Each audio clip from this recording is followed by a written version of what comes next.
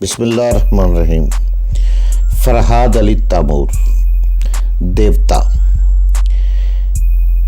ایک بہت ہی اچھا داستان، ایک ایسے نوجوان کی کہانی جس کی صلاحیتوں نے دنیا بھر کے طاقتور ملکوں اور انسانوں کو دھول چٹا دی۔ اپنے ملک کی بقا کے لیے پوری دنیا سے لڑ گیا، جہاں گیا اپنے نام کا سکہ جمایا۔ جسے بچپن میں نہ ماں کا پیار ملا نہ باپ کا، جو ماں کی گود کو ترستا رہا، جسے نفرت ہی نفرت ملی۔ تو جناب اس کی طرف چلنے سے پہلے آپ پلیز چینل کو سبسکرائب کریں، لائک اور شیئر کریں تاکہ ہر آنے والی قسط آپ کو فوری مل سکے۔ دیوتا فرحاد علی تیمور، قسط نمبر 171 171۔ ریوالور کی دھمکی نہ دو بیٹے، یہ تمہارے اطمینان کے لیے تمہارے ہاتھوں میں دیا گیا ہے۔ اگر تم ہماری دوسری سونیا کو نقصان پہنچاؤ گے تو تمہاری حمایت کرنے والی سونیا کو قتل کر دیا جائے گا۔ سپر ماسٹر کی باتیں سننے کے دوران میں نے سامنے کھڑے ہوئے بوڑھے کو دیکھا۔ اس کا چہرہ اور آنکھیں بھی ماسک اور آئی لینس میں چھپائی ہوئی تھی۔ میں اس کی سوچ کو نہیں پڑھ سکتا تھا، مگر خلاف توقع اس بوڑھے نے اچانک آنکھ سے ایک اپنے پیٹ کی طرف اشارہ کیا، پھر بنیان اٹھا کر اپنا پیٹ کھجانے لگا۔ میں نے دیکھا اس کے پیٹ پر لکھا ہوا تھا، اپنی خدمت کے لیے اس لڑکی کو بلاؤ جس کی ناک پر رومال رکھا وہ تمہارے کام آئے گی۔ اتنا پڑھتے ہی میں نے دوسری طرف نظریں پھیر لی۔ بوڑھا نے پیٹ کھجانے کے بعد اپنی بنیان درست کر لی۔ میں سوچنے والے انداز میں میں نے ظاہر کیا اور سوچا کہیں سپر ماسٹر نے بوڑھے کی یہ حرکت نہ دیکھ لی ہو۔ آنکھ کا اشارہ اور پیٹ پر لکھی تحریر کیا اسے اسکرین پر نظر نہیں آئی ہوگی؟ یہ سوچ کر میں نے چھت کی طرف اس آلے کو دیکھنے لگا جس کے ذریعے ہم ٹیلی کاسٹ کیے جا رہے تھے۔ بوڑھا اس پوزیشن میں کھڑا ہوا تھا کہ وہ آلہ اس کی پشت کی طرف چلا گیا تھا، یعنی اسکرین پر اس کی پشت نظر آتی اور میں بالکل اس کے سامنے دکھائی دیتا۔ میں نے اس کے پیٹ کی طرف سے نظریں ہٹا کر اس تحریر کو بمشکل 8 سیکنڈ میں پڑھ لیا تھا۔ اس طرح سپر ماسٹر کو معلوم نہیں ہو سکا کہ اس بوڑھے نے میری بھلائی کے لیے کوئی چال چلی ہے۔ میں نے سر اٹھا کر سپر ماسٹر کو مخاطب کیا۔ سپر ماسٹر، مجھے سونیا کی زندگی بہت عزیز ہے، اسی لیے آپ اسے میری کمزوری بنا کر کھیل رہے ہیں، مگر میں آخر دم تک اس کی حفاظت کروں گا۔ ذرا ٹھہرو، اس کی خیریت معلوم کر لوں۔ یہ کہہ کر میں نے دونوں ہاتھ سینے پر باندھ لیے، پھر آنکھیں بند کرنے کے بعد سونیا کے ذہن میں جھانکنے لگا۔ وہ بخیریت تھی۔ ایک آرام دہ کمرے میں پہنچنے کے بعد اس نے غسل کیا تھا، نیا لباس پہنا تھا اور اب کھانا کھانے میں مصروف تھی۔ میں نے اس کے ذہن پر دستک دیتے ہوئے کہا، ہیلو سونیا، میں فرحاد بول رہا ہوں، کہو کیسی ہو تم؟ وہ میری آواز سن کر ایک دم سے بچوں کی طرح خوش ہو گئی۔ اس کی عزیز ترین کھوئی چیز مل گئی تھی۔ اس نے کہا، فرحاد، مجھے تم نے یاد رکھا ہے، میں کس منہ سے شکریہ ادا کروں؟ میں تمہیں کبھی نہیں بھول سکتا۔ سونیا، تقریباً 2 گھنٹے پہلے میں نے تمہارے ذہن میں جا کر دیکھا تھا۔ تم ان کے ظلم سہنے کے بعد زنجیروں میں جکڑی پڑی تھی۔ میں نے سپر ماسٹر کو مجبور کیا کہ وہ تمہیں معزز مہمان بنا کر رکھے۔ اس شیطان نے میری بات مان لی۔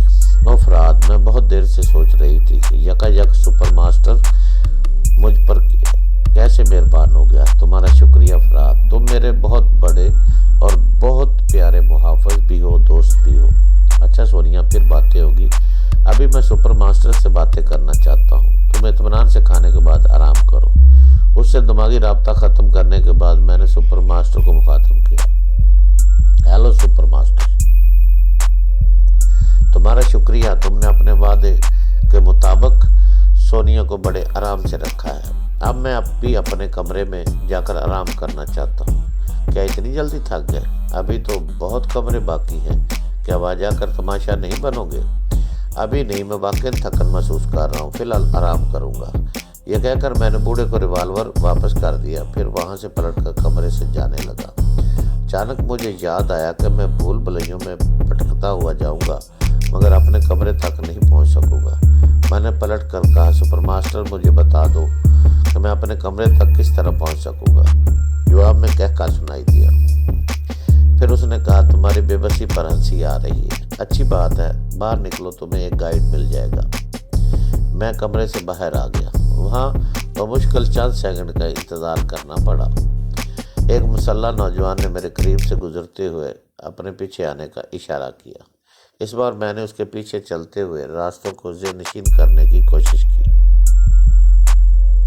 وہ ذرا دور آگے چلنے کے بعد دائیں طرف مڑ گیا، پھر ایک کوریڈور کراس کرنے کے بعد اسی طرح دائیں طرف مڑ گیا، پھر ایک جگہ دو کوریڈور دوراہے کی طرح نظر آئے۔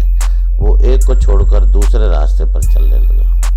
اس کے بعد پھر کوریڈوروں کے جال پھیلتے گئے۔ میرا خیال ہے کہ میں اپنے کمرے سے نکلنے کے بعد اتنی دیر تک نہیں چلا تھا جتنا وہ چلا رہا تھا مجھے الجھا رہا تھا۔ آخر وہ ایک دروازے پر پہنچ کر رک گیا۔ جب وہ دروازہ کھلا تو مجھے میرا کمرہ نظر آیا۔ میں نے اپنے کمرے میں پہنچ کر پہلے ایک سگریٹ سلگایا، پھر آرام سے جوتوں سمیت فوم کے ملائم بستر پر لیٹ گیا۔ اب میں اس بوڑھے کے پیٹ پر لکھی ہوئی تحریر کے متعلق سوچ رہا تھا۔ اس تحریر نے مجھے بتایا تھا کہ ایک لڑکی جس کی ناک پر سیاہ تل ہے وہ میرے کام آئے گی۔ مجھے یاد آیا کہ جب اس کمرے میں میری خدمت کے لیے 4 حسیناؤں کو بھیجا گیا تھا تو ان میں سے ایک سیاہ تل والی لڑکی بھی موجود تھی، لیکن میں نے امنا کا انتخاب نہیں کیا تھا۔ کاش مجھے پہلے معلوم ہو جاتا۔ بعض اوقات جدوجہد کے دوران میری حسن پرستی مجھے بہت پیچھے لے جاتی ہے، حالانکہ میں نے امنا کو ہاتھ بھی نہیں لگایا تھا۔ شاید میرے لاشعور میں یہ بات تھی کہ ایک حسین لڑکی میرے قریب رہے۔ پھر میں نے سیاہ تل والی کو یاد کیا۔ وہ بھی حسین تھی، جوان تھی، مگر پتہ نہیں کیوں میں نے اس وقت اسے اہمیت نہیں دی تھی۔ اب میں نے اس کی اہمیت کو سمجھنے سے پہلے اس بوڑھے کے متعلق سوچا کہ وہ کون ہے، کس جذبے یا مقصد کے تحت میرا ہمدرد بن گیا ہے۔ کہیں ایسا تو نہیں سپر ماسٹر اس کے ذریعے مجھے بے وقوف بنا رہا ہو؟ وہ مجھے عرانیت کی حد تک تماشا بنا کر ذلیل کرنے پر تلا ہوا ہے، مگر میں کسی حد تک تماشا بن ہی چکا تھا۔ سپر ماسٹر گرچہ میری بلیو فلم تیار کرنے میں کامیاب نہیں ہو سکا تھا، پھر بھی میں اس کے رحم و کرم پر پڑا تھا۔ وہ بوڑھے اور سیاہ تل والی لڑکی کے ذریعے مجھے احمق بنا سکتا تھا۔ اب مجھے یہی فیصلہ کرنا تھا کہ مجھے بوڑھے پر اعتماد کرنا چاہیے یا نہیں۔ میں نے آخر یہ فیصلہ کیا کہ جب تماشا بان ہی رہا ہوں تو مجھے اس پر اعتماد کر کے سیاہ تل والی لڑکی کو آزمانا چاہیے۔ میں جس طلسم قدے میں آ کر پھنس گیا تھا وہاں سے نکلنے کے لیے کسی نہ کسی پر اعتماد کرنا ضروری تھا۔ سوچتے سوچتے ایک سگریٹ ختم ہونے لگا۔ جب میں نے دوسرا سگریٹ سلگایا تو اسپیکر سے آواز آنے لگی، فرات تم سگریٹ پہ سگریٹ پھونک کر سوچتے ہی رہو گے، مگر یہاں سے باہر نکلنے کی کوئی تدبیر تمہارے ذہن میں نہیں آ سکے گی۔ یہ عمارت ایک شطرنج کی بساط ہے، یہاں جتنے لوگ ہیں وہ سب اس شطرنج کے مورے ہیں۔ تم بھی ایک مورے کی طرح یہاں پڑے ہوئے ہو، ایک بے بس مورا جو اپنی مرضی سے نہیں چل سکتا، میں ہی چلا سکتا ہوں۔ میں نے کہا ہاں اب تمہاری باتیں میری سمجھ میں آ رہی ہیں، تم نے ٹھیک ہی کہا تھا، اس وقت میری ذہانت کام نہیں آ رہی۔ تو پھر تم شکست تسلیم کر رہے ہو؟ ابھی نہیں، کیونکہ ابھی میں نے پوری عمارت نہیں دیکھی ہے۔ دیکھو تم میری نرمی سے فائدہ اٹھا رہے ہو اور میرا وقت بھی ضائع کر رہے ہو۔ اس وقت 5 بجے ہیں، میں صبح 4 بجے تک تمہیں موقع دیتا ہوں۔ اگر اس وقت تک تم اپنی خوشی سے میری اطاعت قبول نہیں کرو گے تو میں تمہیں اس عمارت کے ایک جہنم میں پہنچا دوں گا۔ وہاں تمہیں ایسی ایسی اذیتیں پہنچائی جائیں گی کہ ابھی تم ان کا تصور بھی نہیں کر سکتے۔ وہاں پہنچ کر تم نے اگر تمنا کی موت کی تو تمہیں وہ ملے گی، لیکن میں تمہیں مرنے بھی نہیں دوں گا۔ جب تم وہاں سے باہر نکلو گے تو 2 ہی باتیں ہوں گی، یا تو تم پاگل ہو جاؤ گے یا پھر میرے فرمانبردار بن جاؤ گے۔ میں اس بات کو اچھی طرح سمجھتا ہوں کہ تمہارا فرمانبردار بن جانے کے بعد تم دنیا جہان کی دولت لا کر میرے قدموں میں ڈال دو گے، اس دنیا کو میرے لیے جنت بنا دو گے، شاید اپنی تنظیم میں ایک ماسٹر کا عہدہ بھی دے دو گے۔ یعنی مجھے ہر طرح سے فائدہ ہی فائدہ ہے، صرف ایک نقصان ہے کہ میں اپنا ضمیر اور انسانیت بیچ دوں گا، اور اتنا بڑا سودا کرنے کے لیے ابھی میرا ذہن آمادہ نہیں ہوا ہے۔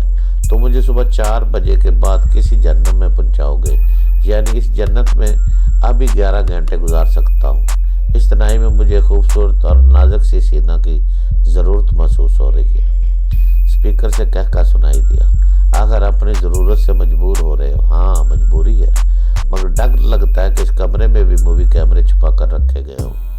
تم غلط سمجھ رہے ہو، تمہارے کمرے میں ایک بھی کیمرہ نہیں ہے، تم اٹھ کر اپنی تسلی کر لو۔ میں بستر سے اٹھ کر اس کمرے کی ایک چیز کو الٹ پلٹ کر دیکھنے لگا، چھت کو اور دیواروں کو بھی اچھی طرح دیکھا۔ واقعی کوئی کیمرہ نہیں تھا، لیکن اب میں اتنا نادان بھی نہیں ہوں کہ اس کی مکاریوں کو نہ سمجھ سکوں۔ جب میں اس کمرے سے ٹیلی کاسٹ ہو رہا تھا اور وہ کہیں بیٹھا مجھے دیکھ رہا تھا تو اسی اسکرین کے ذریعے میری ویڈیو فلم بھی تیار کروا سکتا تھا، لیکن اس بات کو سمجھنے کے باوجود اس سیاہ دل والی لڑکی سے ملنے پر مجبور تھا۔ اسے عیاشی کے بہانے بلا سکتا تھا۔ میں بہت مجبوری کی حالت میں ویڈیو فلم کا ایک کردار بننے کے لیے تیار ہو گیا۔ تمام کمرے کی تلاشی لینے کے بعد میں نے اعتراف کیا، تم ٹھیک کہتے ہو، یہاں ایک بھی کیمرہ نہیں ہے۔ کیا تم ان لڑکیوں کو بھیج سکتے ہو جو پہلی بار میرے کمرے میں آئی تھی؟ ابھی حاضر ہو جاتی ہیں۔